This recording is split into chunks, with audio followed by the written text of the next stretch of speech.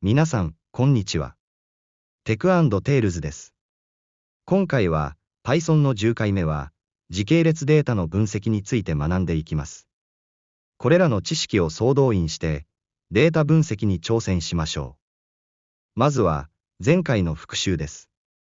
前回は、Japanize-Matplotlib を使った日本語表示、そして plt.vocplot による箱ひげ図、plt.hist によるヒストグラムの作成方法を学びました。これらはデータの分布や群間の比較に用いるんでしたね。また、本日の内容の基礎となる時系列データについても触れ、pd.t を_datetime で日付型に変換する方法や、plt.plot で時系列グラフを作成する方法を学びました。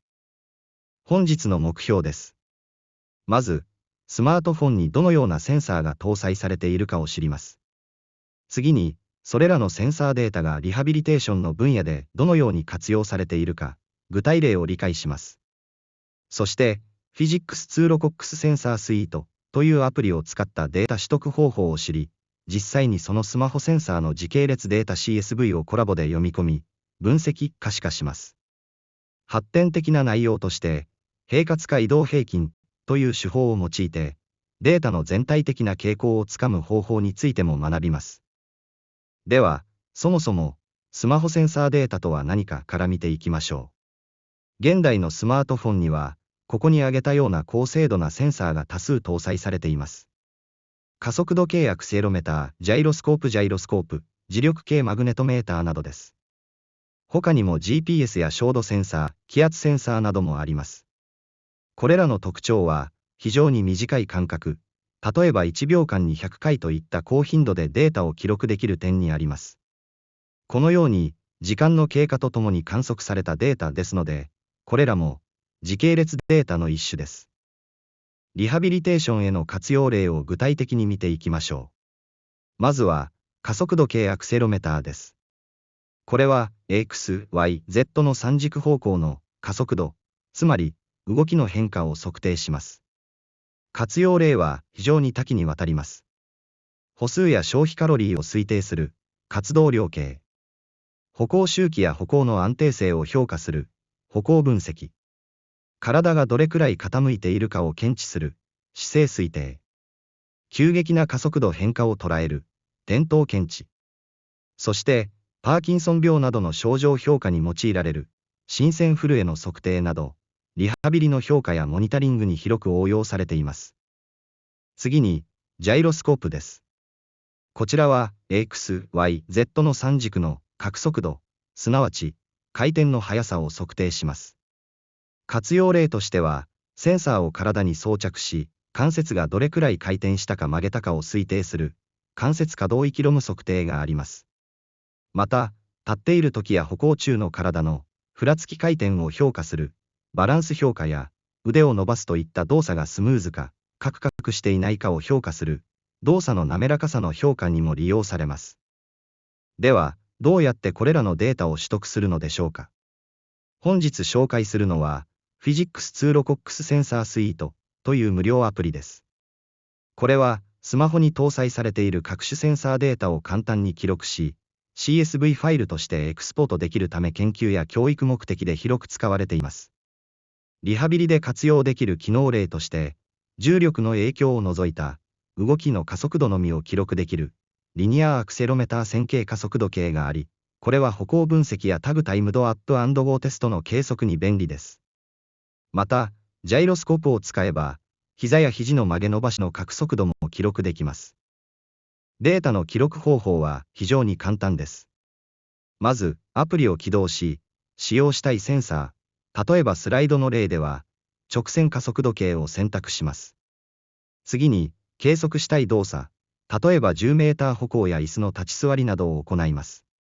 そして、画面下部にある赤い、記録開始ボタンプラスボタンを押して記録を開始し、動作が終わったらもう一度押して停止します。記録を停止すると、ファイル名を確認する画面が出ますので OK を押します。すると、次の画面で、共有先が表示されますので、メールや Google ドライブなどを選択し、PC に送信します。この時、データ形式はスライド左下にあるような、CSV 根膜切りとして送信されます。この CSV ファイルには、ヘッダー情報ハッシュタグで始まる行と、時間タイムごとの各軸のデータが記録されています。次に、PC 我々の場合は Google コラボへデータを取り込む方法です。アプリから取得した CSV ファイルをコラボで使うには、大きく2つの方法があります。方法1は、コラボの左側にある、ファイルタブを開き、セッションストレージにアップロードボタンから手動でアップロードする方法です。これは簡単ですが、セッションが切れるとファイルが消えてしまう点に注意が必要です。方法2は、データを自分の Google ドライブに保存し、コラボから連携マウントする方法です。スライドにあるコードを実行することで、スラッシュコンテントスラッシュドライブから自分のドライブ内のファイルにアクセスできるようになります。今回は、あらかじめ用意した、歩行中の加速度データサンプルウォーキングアンダーラインセンサー .csv を使います。皆さんは、このウォーキングアンダーラインセンサー .csv をコラボにアップロードしてください。ファイルタブから手動でアップロードコードはスライドの通りです。Pandas と Matplotlib をインポートし、pd、read アンダーライン csv でファイルを読み込みます。ファイル名がウォーキングアンダーラインセンサー .csv となっていることを確認してください。最後に df.head でデータの先頭5行を表示して、中身を正しく読み込めたか確認します。読み込んだサンプルデータの中身列を確認しておきましょう。タイムズ、経過時間秒です。acm/s キャレットに、X 軸左右の加速度です。aim/s キャレットに、Y 軸上下の加速度です。asm/s キャレットに、Z 軸前後の加速度です。どの軸がどの方向左右、上下、前後になるかは、スマホの持ち方や向きによって変わりますので、計測時に覚えておく必要があります。では、このデータを可視化してみましょう。まずは、どのようなデータか全体像を把握するために、3軸すべてをプロットします。コードはスライドの通りです。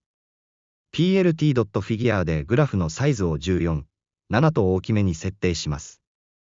plt.plot を3回呼び出し、x 軸はすべてで ef 一重引用符 times 一重引用符を指定し、y 軸にはそれぞれ ax、i、az の列を指定します。ラベルを指定することで、後で判例を表示できます。アルファは透明度で、ここでは i を 1.0 不透明、他を 0.7 少し透明にしています。最後に、タイトルやラベル、判例 plt.legend を設定して plt.show で表示します。こちらが、先ほどのコードを実行したグラフです。3軸のデータがプロットされていますね。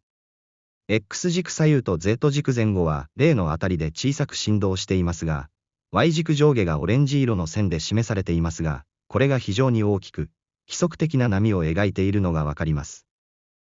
このデータから、I、つまり、上下の加速度が、歩行の周期性一歩一歩の動きを最もよく表していそうです。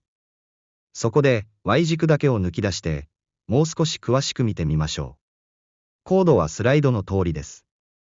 plt.plot で times と aim/s キャレットにだけを指定し、タイトルやラベルを設定します。Y 軸の抜粋グラフがこちらです。ギザギザとはしていますが、非常に規則的なピーク山が見えます。これが歩行の一歩一歩に対応していると推測できます。さて、先ほどのグラフはかなりギザギザしていました。このギザギザをデータ分析の分野ではノイズと呼びます。